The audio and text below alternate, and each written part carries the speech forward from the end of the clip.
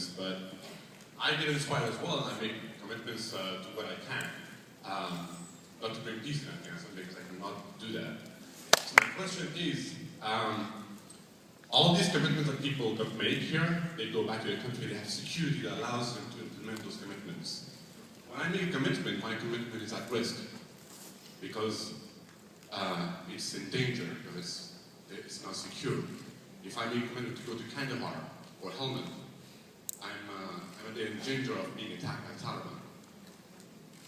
What could be done to bring peace, in your opinion, having served as the United States President, and now with all your success in mobilizing an army of change agents to go and do that in their countries, what could be done? Because I think the idea, my dream, and I think everyone can hear that, is that we should see on CNN, BBC, Al Jazeera, news about commitments, about changing the world, not war.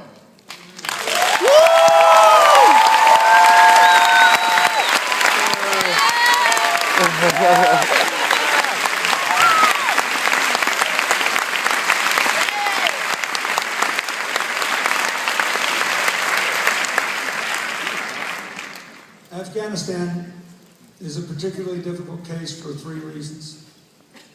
One, there is the question of the capacity of the government and its allies, not just the United States, but the other countries that are there, to actually create a secure environment.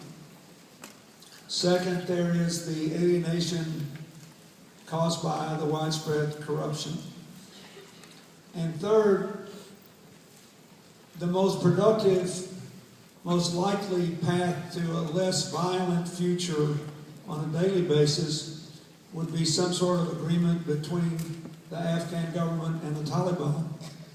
And most people question whether that could be done without the guarantees of the Constitution for equal rights for women and girls being severely eroded. So we're in a terrible moral dilemma there. You want fewer people to die and you want to stop the violence, and you don't think the government as currently constituted will ever be able to totally defeat the Taliban and dominate the country. But if you make a deal under conditions of weakness or without guaranteed enforcement, you may be selling out the futures of countless women and girls. So that's not the answer you want. Sometimes I get to say I don't know when I don't want to say it. But that's the truth. And I think my experience has been working in other areas that were dominated by violence, nothing as bad as Afghanistan, but in different places. For example, when President Musharraf was still in office in Pakistan, and I have my differences with him, which we aired on television actually on his president, and to his credit, with his support, in a big press conference. But the Musharraf government actually invited our foundation to come and help them set up a national AIDS program and provide the medicine and the testing equipment and the training.